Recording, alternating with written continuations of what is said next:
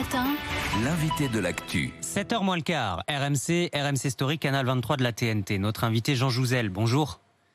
Bonjour. Climatologue, membre de l'Académie des sciences et auteur, rappelons-le, de Climat Parlons Vrai.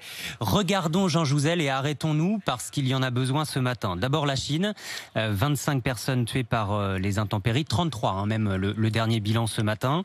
C'est dans le centre du pays, ces pluies diluviennes, la ville de Zhengzhou, des voitures empilées les unes sur les autres, le métro englouti, des quartiers entièrement submergés. Là-bas, il est tombé l'équivalent d'un an de pluie en seulement 3 jours, et c'est d'ailleurs la même quantité qu'une année de pluie à Paris.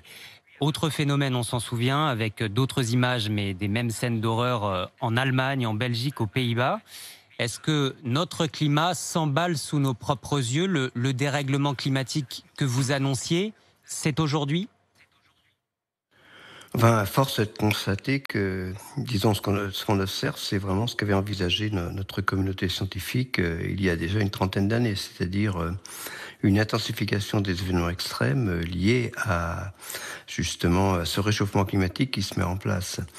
Donc, disons oui, d'une certaine façon, c'est ce qui avait été, ce que nous craignons et ce qui était vraiment envisagé. Ça doit nous appeler effectivement à beaucoup d'attention par rapport à ce qu'envisage cette communauté scientifique à raison des 30 prochaines années. Donc une nouvelle des phénomènes de plus en plus intenses et répétés. Oui, je ne veux pas être, prophète de mauvais augure, mais c'est clair que le réchauffement climatique, si on ne le maîtrise pas, s'accompagnera d'une intensification de ces événements extrêmes, que l'on parle de pluies torrentielles, ce dont on vit aujourd'hui aussi bien en Chine qu'on a vécu la semaine dernière en Europe, en Allemagne, en Belgique, mais aussi de ces vagues de chaleur, d'il y a maintenant une quinzaine de jours dans le nord canadien et de sécheresse dans d'autres régions. Donc oui, le risque est vraiment là et c'est effectivement, ce sont en termes de victimes, en termes de dégâts, à travers ces événements extrêmes que le réchauffement climatique se manifeste le plus durement. C'est peut-être pas le réchauffement climatique moyen, 1 degré depuis le début du siècle dernier, auquel nous sommes le plus sensibles. Mais cette perception des événements extrêmes, je crois que chacun d'entre nous, nous l'avons maintenant, à travers, évidemment, nous voyons le monde entier. C'est cela aussi qui est un peu différent par rapport à il y a 20 ou 30 ans. Vous parliez du Canada, aux États-Unis aussi, 80 incendies monstrueux en ce moment, le plus gros dans l'Oregon, si grand qu'il a créé de l'énergie et qu'il commence à générer son propre climat, il crée sa propre foudre, il s'auto-alimente.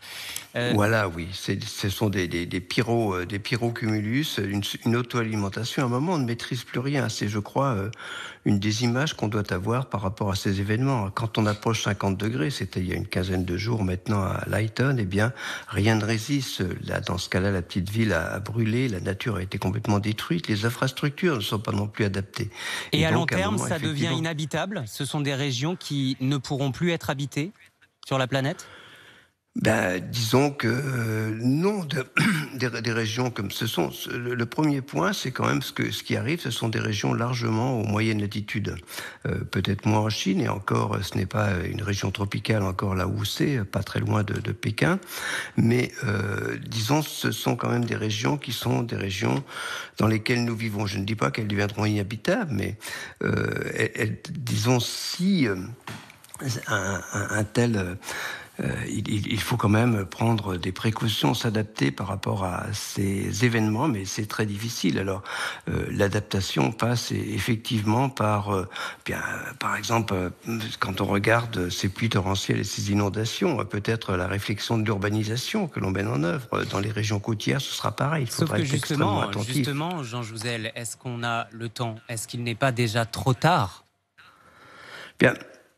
On a toujours le temps de limiter le réchauffement climatique. Alors, le limiter à quel niveau? Il est probablement trop tard pour le limiter à 1,5 degré, ce qui serait tout à fait souhaitable, ce qui est au cœur de l'accord de Paris. Donc, j'espère qu'on pourra le limiter encore à 2 degrés, mais 1,5 degré, ça sera très difficile, on voit bien.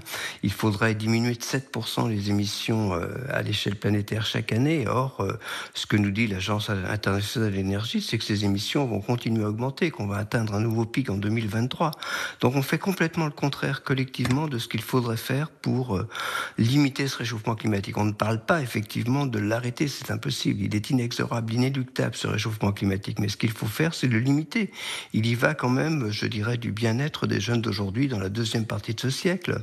Des températures de 50 degrés, si le réchauffement climatique était de 3-4 degrés en moyenne globale, eh bien nous les connaîtrions effectivement en France. Et on voit bien que dans ce cas-là, eh bien on ne maîtrise plus rien. Donc oui, c'est un appel très clair à limiter le réchauffement climatique et non pas à ce que nous faisons encore actuellement, à augmenter nos émissions de gaz à effet de serre dans les prochaines années, ce qui est, semble-t-il, ce vers quoi nous nous orientons. Donc c'est quand même incroyable de voir au même moment où on a ces pluies torrentielles, ces records de température surpassés, nos députés, nos sénateurs, je dirais... disons, ne pas prendre au sérieux les propositions des citoyens en termes de lutte contre le réchauffement climatique. On l'a vu avec cette loi climat et résilience. L'appel est donc relancé ce matin sur RMC. Merci Jean Jouzel, climatologue. Merci beaucoup. Auteur de Climat, parlons vrai. 6h51.